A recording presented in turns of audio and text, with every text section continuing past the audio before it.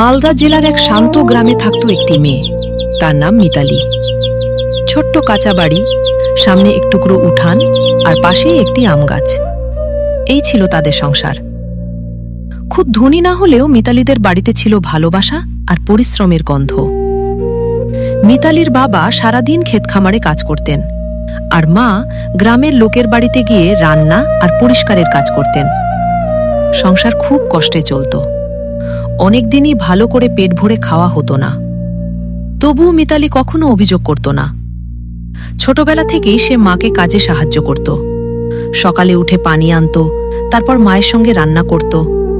সময় পেলেই পুরনো বই নিয়ে বসে পড়ত, কারণ তার স্বপ্ন ছিল একদিন নিজের পরিশ্রমে ভালো কিছু করা।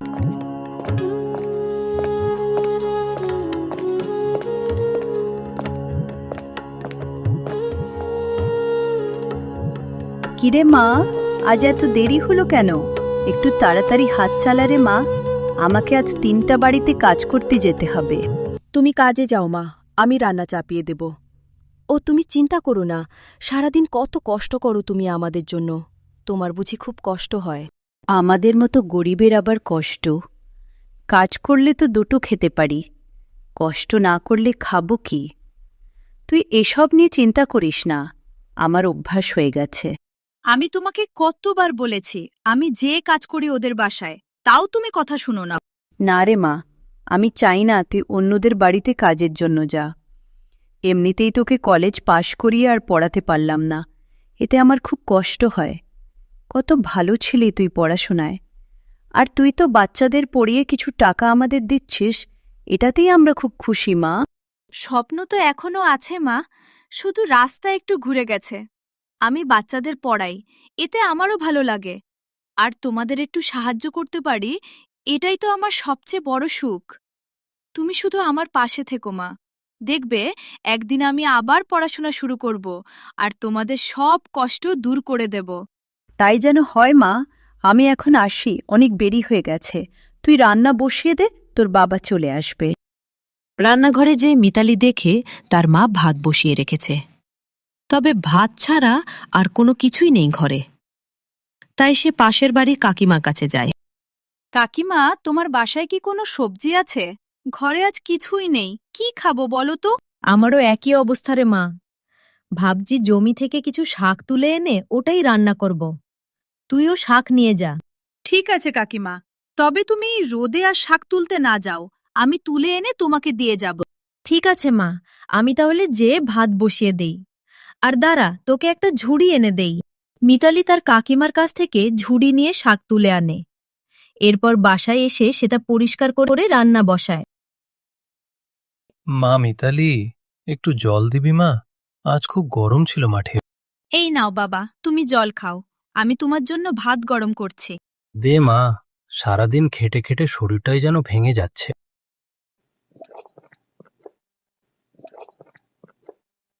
এত কষ্ট করছো কেন বাবা? একটু বিশ্রামও নাও না, কত ক্লান্ত হয়ে গেছো। কি করবো রে মা, কাজ না করলে তো সংসার চলবে না। সব ঠিক হয়ে যাবে বাবা, সংসার তো আমরাও আছি চালানোর জন্য। সব দায়িত্ব একা তোমার না, দেখবে ধীরে ধীরে সব সামলে নিব। না মা, তুই এত কষ্ট করিস না। তুইও তো সারাদিন কাজ করিস, তোরও তো কষ্ট হয়। আমার কষ্ট লাগে না বাবা, কিন্তু তোমাকে এমন ক্লান্ত দেখলে খারাপ লাগে। তুমি কিছু চিন্তা করো না, দেখবে সব ঠিক হয়ে যাবে। তোর মুখে এসব কথা শুনলে মনে একটু জোর পাই রে মা। তাহলে আর এত ভেবো না, হাত মুখ ধুয়ে এসো, আমি গরম গরম ভাত এনে দিচ্ছি। ঠিক আছে মা, তুই না থাকলে আমরা কি যে করতাম। আমি তো তোমার মেয়ে, তোমাদের দেখে রাখা আমার কর্তব্য। কলকাতার এক ব্যস্ত পাড়ায় দুতলা একটি পুরনো কিন্তু গুছানো বাড়ি। বাইরে থেকে দেখলে সাধারণ মনে হলেও ভেতরে রয়েছে এক বড় পরিবারের গল্প। এই বাড়িতে থাকেন বাড়ির কর্তা অরুণবাবু। একসময় ছোট ব্যবসা করতেন, সেই ব্যবসা থেকেই বাড়ি গাড়ি সব করেছেন। এখন বেশিরভাগ সময় বাড়িতেই থাকেন।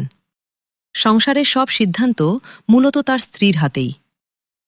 বাড়ির গৃহকর্ত্রী সুবনা দেবী, খুব হিসেবি আর একটু অহংকারী স্বভাবের। সমাজে নিজের মানসম্মান নিয়ে তিনি ভীষণ সচেতন। পরিবারের সবাই তার কথার বাইরে কোনো কিছু করে না। তাদের বড় ছেলে অভিজিৎ বাবার ব্যবসা দেখাশোনা করে, তবে সংসারের ব্যাপারে সে খুব একটা কথা বলে না। যা মা বলে সেটাই মেনে চলে। অভিজিতের স্ত্রী বাড়ির বড় বউ মৌসুমী। সে খুব চতুর আর একটু আত্মকেন্দ্রিক। নিজের বিয়েতে পাওয়া যৌতুক নিয়ে সে খুব গর্ব করে, আর প্রায় সেটা তুলে ধরে অন্যদের সামনে। আর এই বাড়ির ছোট ছেলে অর্ণব সবাই থেকে একেবারেই আলাদা। শান্ত, ভদ্র আর নিজের মতামতে দৃঢ়।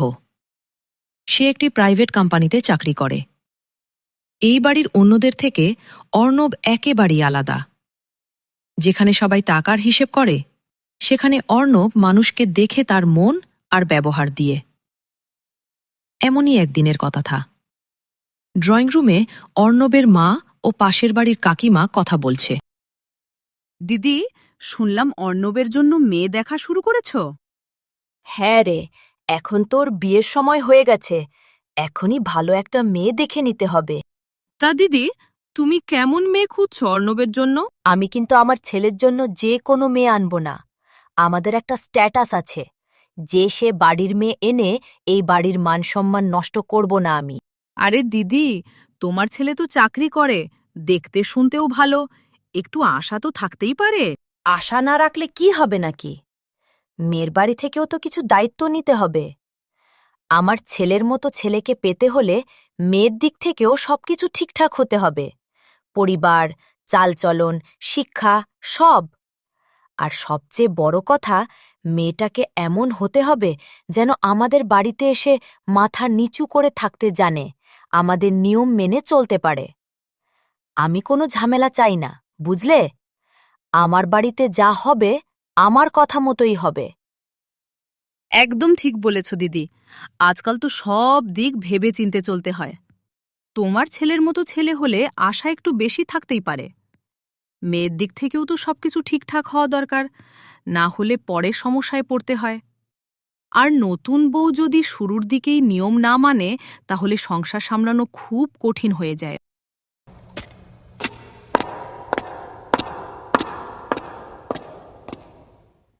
কি নিয়ে কথা হচ্ছে? আরে তোমার দেবরের বিয়ের কথা বলছি। ওহ, তাহলে তো ভালোই হবে। আমার বিয়েতে কিন্তু আমার বাবার বাড়ি থেকে কত কিছু এসেছিল। ফ্রিজ, টিভি, আলমারি, এমনকি সোনার গয়নাও। তাই বলছি মা, অর্ণবের বিয়েতেও যেন কিছু কম না হয়। লোকে কিন্তু সব খেয়াল করে, কে কি দিল, কতটা দিল। শেষে যেন কেউ আঙুল তুলতে না পারে, ছেলের বাড়ি হয়েও কিছু পেল না। ঠিকই বলেছ বৌমা, সেই জন্যই তো আজও লোকে তোমার বিয়ের কথা বলে। আমি কিন্তু অর্ণবের বিয়েতেও কোনো কমতি চাই না। আমাদের বাড়ির মান সম্মান আছে, সেটা সবাইকে বুঝতে হবে। মেয়ের বাড়ির লোকজনকেও তো বুঝতে হবে তারা কেমন বাড়িতে মেয়ে দিচ্ছে। সবকিছু যেন ঠিকঠাকভাবে হয়। একদম ঠিক বলেছ দিদি। আগে থেকে সব পরিষ্কার থাকলে পরে কোনো ঝামেলা থাকে না। আমিও দেখছি অর্ণবের জন্য মেয়ে পেলে তোমাদের এসে জানিয়ে যাব। এখন আসছি। অর্ণব একদিন অফিসের কাজে মালদার দিকে যায়। কাজ শেষ করে ফেরার সময় হঠাৎ বৃষ্টি শুরু হয়। রাস্তার পাশে একটা ছোট চায়ের দোকানের সামনে সে দাঁড়ায়। হঠাৎ করে এই বৃষ্টিটা কিভাবে শুরু হয়ে গেল? কখন যে থামবে কে জানে। দাদা, একটা চা দিন তো। এক্ষুনি দিচ্ছি দাদা, আপনি ওখানে গিয়ে বসুন।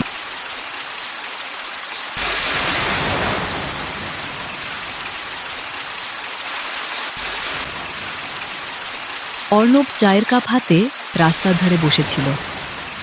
হালকা বৃষ্টির ফোঁটা পড়ছিল চারপাশে। ঠিক তখনই তার চোখে পড়ল একটা মেয়ে ভিজে অবস্থায় রাস্তা ধরে ধীরে ধীরে এগিয়ে আসছে। হঠাৎ সে থেমে গেল। একজন বৃদ্ধ মানুষ রাস্তার পাশে দাঁড়িয়ে পার হতে পারছেন না। মেয়েটা এক মুহূর্ত দেরি না করে তার কাছে এগিয়ে গেল।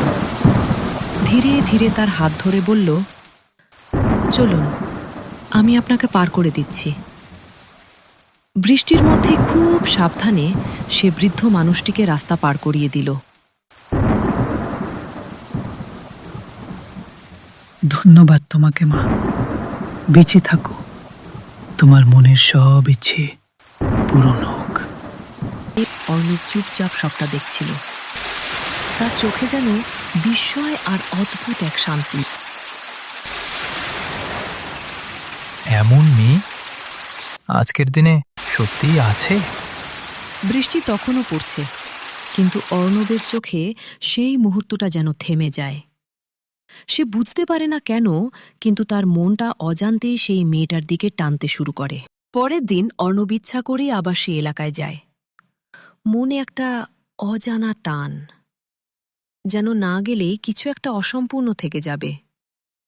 সে দূর থেকে দেখে একটা ছোট্ট উঠোনে কয়েকটা বাচ্চা মাটিতে বসে পড়ছে। সামনে দাঁড়িয়ে মিতালি, সে বাচ্চাদের পড়াচ্ছে। অর্ণব চুপ করে এক কোণায় দাঁড়িয়ে সব দেখতে থাকে, তবে কথা বলার সাহস পায় না। বাচ্চারা, আমার সাথে সাথে তোমরাও বলো, A for apple, A for apple. Apple. B for ball, B for ball. For ball.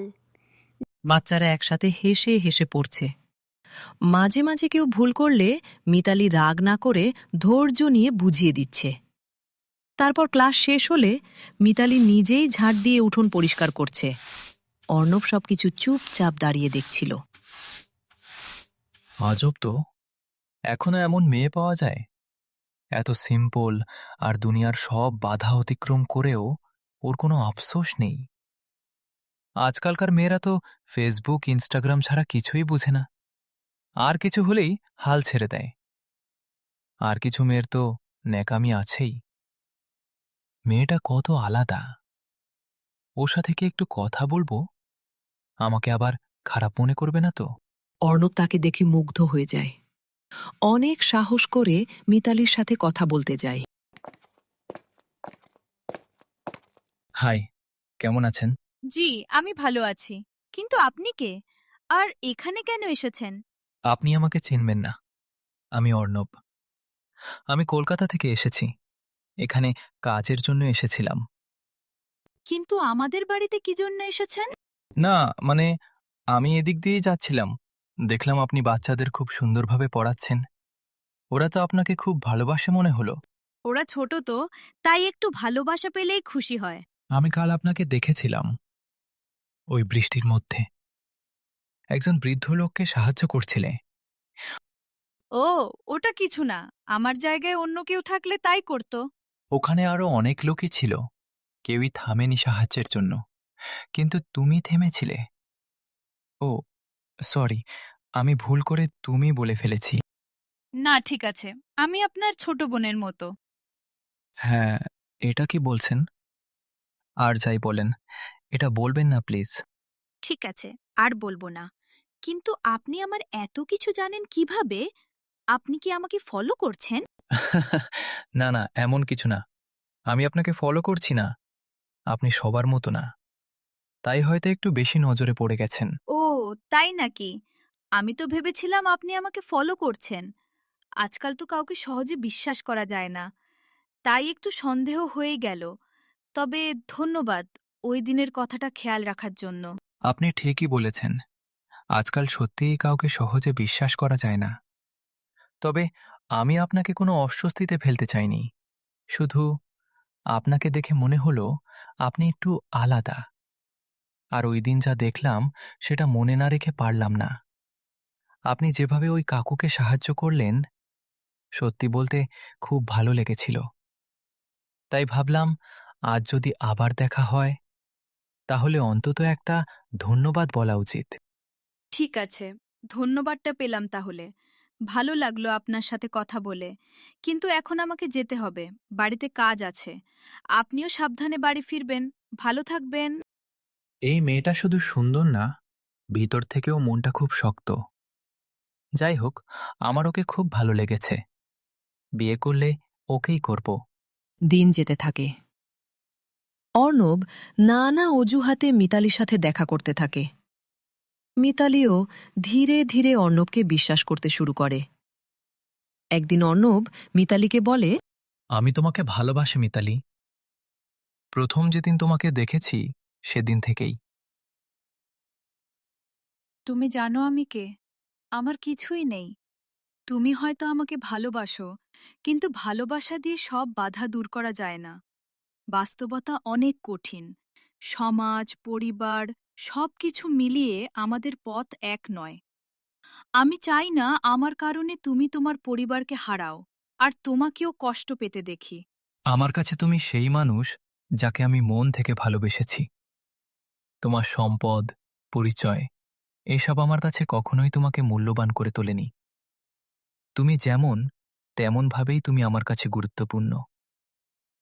তুমি বলছো আমি আমাকে কষ্ট দিতে চাও না, কিন্তু আমাকে দূরে সরিয়ে দিলে আমার কষ্টটা আরও বড় হয়ে যাবে। আমি হারাতে চাই না তোমাকে। তোমার পরিবার আমাকে কখনোই মেনে নেবে না। তারা এমন কাউকে চায় যার টাকা আছে, পড়াশোনা আছে। আমার ক্ষেত্রে এগুলোর কোনোটাই নেই। আমি যদি তোমার জীবনে আসি, তাহলে শুধু তোমাকেই কষ্টের মুখে ফেলব। আমি আমার পরিবারকে মানাবো। তারা না চাইলেও আমি তোমাকে কখনো ছাড়ব না। হ্যাঁ, বাস্তবতা কঠিন। সমাজ, পরিবার সবকিছুই বাধা হয়ে দাঁড়াতে পারে, কিন্তু ভালোবাসা থাকলে সেই বাধাগুলো একসাথে লড়াই করার মতো শক্তিও থাকে। তুমি একা না, আমি তোমার পাশে আছি। চল, আমরা হাল ছেড়ে না দিয়ে একসাথে চেষ্টা করি। সময় লাগতে পারে, কষ্টও হতে পারে, কিন্তু আমরা যদি সত্যি একে অপরকে চাই, তাহলে একটা পথ ঠিকই বের হবে। আমি জানি বাস্তবতা সহজ না, তবুও তোমার কথাগুলো শুনে মনে হচ্ছে আমি একা না। তুমি পাশে থাকলে হয়তো এই লড়াইটা করা সম্ভব। আমি কখনো ভাবিনি কেউ এভাবে আমার হাত ধরে থাকবে। সত্যি বলতে, তোমার এই সাহসটাই আমাকে ভরসা দিচ্ছে। ভয় তো আছে, কষ্ট আছে, কিন্তু তার চেয়েও বড় হচ্ছে আমাদের একে অপরকে পাওয়া। আমি রাজি। আমরা একসাথে চেষ্টা করব, ধীরে ধীরে, ধৈর্য নিয়ে, যেভাবে দরকার। হয়তো সময় লাগবে, কিন্তু আমি আর পিছিয়ে যেতে চাই না। অর্ণব কলকাতা যেয়ে তার বাড়িতে সব জানায়।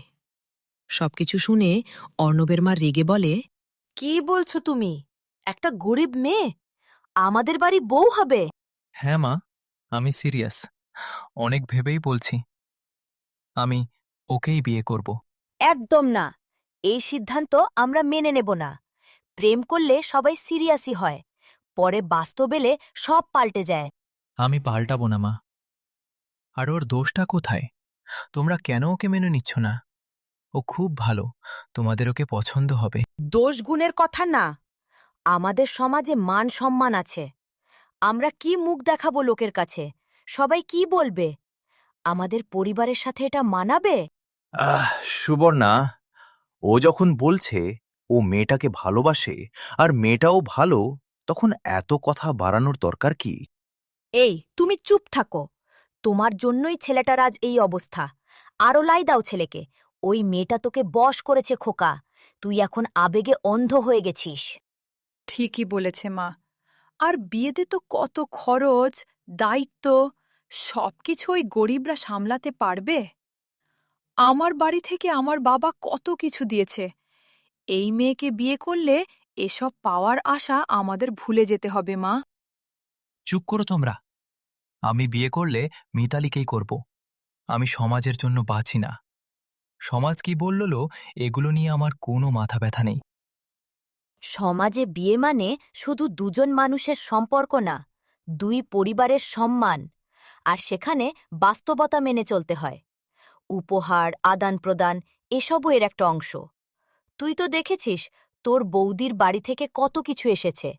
এগুলো তো ওই মেয়ের জন্যই। এটা উপহার না, এটা অন্যায়। আমি এই চিন্তাধারাকে সমর্থন করি না। তোমার চিন্তাধারা নিয়ে মানুষের কিছু আসে যায় না। বাস্তব জীবন এত সহজ না। বাস্তব মানে অন্যায় মেনে নেওয়া না। আমি যদি ভালোবাসি, তাহলে তাকে সম্মান দিয়েই বিয়ে করব, কোনো শর্ত, কোনো দাবি ছাড়া। তাহলে একটা কথাই বলবো, এই বাড়িতে তাকে নিয়ে আসা সহজ হবে না। আমি ওই মেয়েকে কোনোদিনই মেনে নিব না। এরপর অর্ণব চলে যায়। অবশেষে অর্ণব সিদ্ধান্ত নেয় সে মিতালিকে বিয়ে করবে, যাই হোক। মিতালি প্রথমে তার পরিবারের কথা ভেবে রাজি না থাকলেও অর্ণব তাকে আস্থা দেয় সব ঠিক করার। মিতালির পরিবার নিয়ে একটা ছোট মন্দিরে খুব সাধারণভাবে তারা বিয়ে করে। বিয়ের পর অর্ণব মিতালিকে নিয়ে বাড়ির দরজায় দাঁড়ায়। দরজা খুলে যায়, মা ও বৌদি সামনে। এক মুহূর্তের জন্য যেন সময় থেমে যায়। তার মা অবাক হয়ে যায়। মিতালির হাত কাঁপছিল। সে আস্তে করে আঁচলটা ঠিক করে মাথা নিচু করে দাঁড়িয়ে থাকে। মা, আমি বিয়ে করেছি। ও মিতালি আমার স্ত্রী। অর্ণব, এটা কি দেখছি আমি? তুই বিয়ে করে এনেছিস? একবারও আমাদের জানানো দরকার মনে হলো না? এই বাড়িতে আমরা কি কেউ নেই, না তুই নিজের মতো করে সব সিদ্ধান্ত নেবি? এই বাড়ির মান সম্মান বলে কিছু আছে নাকি? মা, আমি জানি তুমি রাগ করেছ, কিন্তু আমি ভুল কিছু করিনি। আমি এমন একজনকে জীবনে এনেছি যে এই বাড়িকে নিজের সব কিছু দিয়ে ভালোবাসবে। এই বাড়ির এত বছরের মান সম্মান সবকিছু কি তোর কাছে এতটাই তুচ্ছ? একটা অচেনা মেয়েকে নিয়ে এসে দরজায় দাঁড়িয়ে বলবি এটা আমার বউ, আর আমরা চুপ করে মেনে নিব? মা, আমি তোমাদের অসম্মান করতে আসিনি। আমি শুধু আমার জীবনের একটা সিদ্ধান্ত নিয়েছি।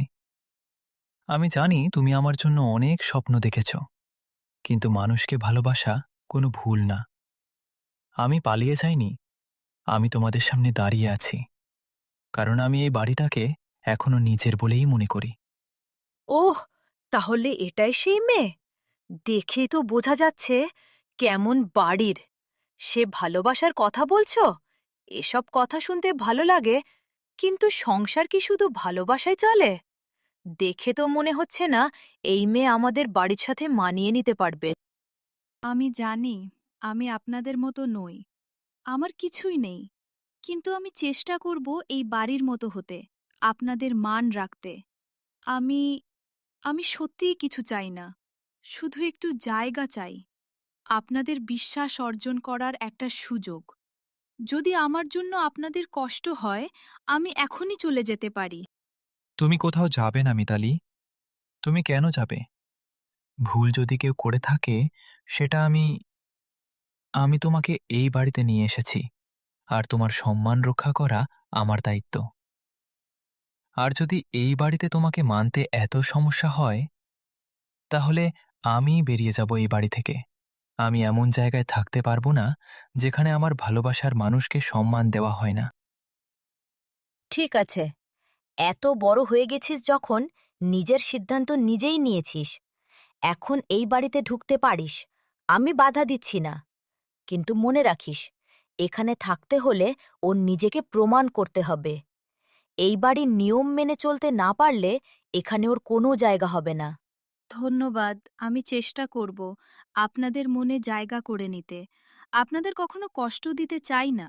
দরজাটা সেদিন খুলেছিল ঠিকই, কিন্তু সেই দরজার ওপারে মিতালির জন্য অপেক্ষা করছিল না কোনো আপন ঘর, বরং ছিল এক অচেনা পরিবেশ, যেখানে প্রতিটা দৃষ্টি তাকে মেপে দেখছিল সে কতটা যোগ্য, কতটা মানানসই এই বাড়ির জন্য। হাসি মুখে কেউ তাকে স্বাগত জানায়নি, কেউ বলেনি এখন থেকে এটাই তার ঘর। এভাবেই কয়েকদিন পার হয়ে যায়। বিয়ের পর প্রথমে মিতালির সাথে সরাসরি খারাপ ব্যবহার করা হয় না, কিন্তু ধীরে ধীরে কথার মধ্যে তাচ্ছিল্য এবং অপমান শুরু হয়। কয়েকদিন পর একদিন বাড়িতে অতিথি আসে। ড্রয়িং রুমে সবাই বসে চা নাস্তা করছে। এমন সময় কাকিমা বলে, দিদি, শুনলাম অর্ণবের বিয়ে হয়ে গেছে। আমাদের তো কিছুই জানালে না। তা মেয়েটা কেমন? তোমাদের জন্য তো মনে হয় অনেক উপহার এনেছে। হ্যাঁ, বিয়ে হয়েছে, কিন্তু আমাদের জানিয়ে নয়, নিজের ইচ্ছেতেই করে এনেছে। আর উপহার, সেসব কিছুই আনার মতো অবস্থাও তো ওদের নেই। একদম সাদামাটা বাড়ির মেয়ে, কি আর দেবে বলো? যে বাড়িতে নিজের সংসারই ঠিকমতো চলে না, তারা আবার কি দেবে? ছেলের জন্যই এসব মেনে নিতে হচ্ছে, না হলে আমি কিন্তু এমন মেয়ে কোনোদিন ঘরে আনতাম না। মেয়েটা আমার ছেলেকে কি জাদু করেছে কে জানে।